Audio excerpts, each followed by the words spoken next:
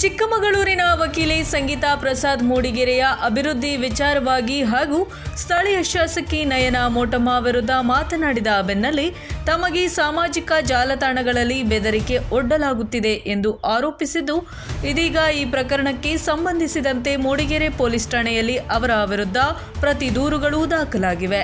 ಆ voice note ನಂದೇನ ಅಥವಾ ಬೇರೆಯವ್ರದನ್ನಾದರೂ ನನ್ನ ಹತ್ರನೂ ಸಂಬಂಧಪಟ್ಟಂಥ ದಾಖಲೆಗಳಿದೆ. ನಾನು ಕೂಡ ಅದನ್ನು ಪೊಲೀಸ್ ಠಾಣೆಯಲ್ಲಿ ದೂರು ನೀಡಿ ನಾನು ಅದನ್ನು ತನಿಖೆ ಮಾಡಬೇಕು ಅಂತೇಳಿ ನಾನು ಕೂಡ ದೂರು ನೀಡೋಕ್ಕೆ ಇದ್ದೀನಿ. ಕಾನೂನಾತ್ಮಕ ಹೋರಾಟ ನಾನು ಕೂಡ ಮಾಡ್ತಾ ಇದ್ದೀನಿ.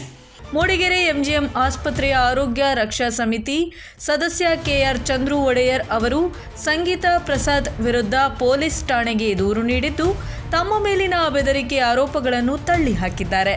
ಆಸ್ಪತ್ರೆಯಲ್ಲಿ ನಿಯಮ ಉಲ್ಲಂಘನೆ ಆರೋಪ.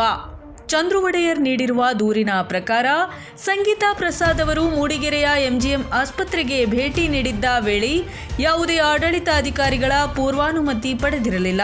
ಕರ್ತವ್ಯ ನಿರತ ವೈದ್ಯಕೀಯ ಸಿಬ್ಬಂದಿಯ ಕೆಲಸಕ್ಕೆ ಅಡ್ಡಿಪಡಿಸಿ ವಿಡಿಯೋ ಶೂಟ್ ಮಾಡಿದ್ದಲ್ಲದೆ ಅದನ್ನು ತಮ್ಮ ಇನ್ಸ್ಟಾಗ್ರಾಂ ಖಾತೆಯಲ್ಲಿ ಹಂಚಿಕೊಂಡಿದ್ದಾರೆ.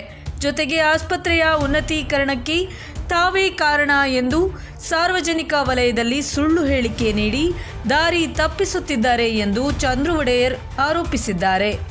ನ್ಯೂಸ್ ಡೆಸ್ಕ್, ನ್ಯೂಸ್@9 ಕನ್ನಡ.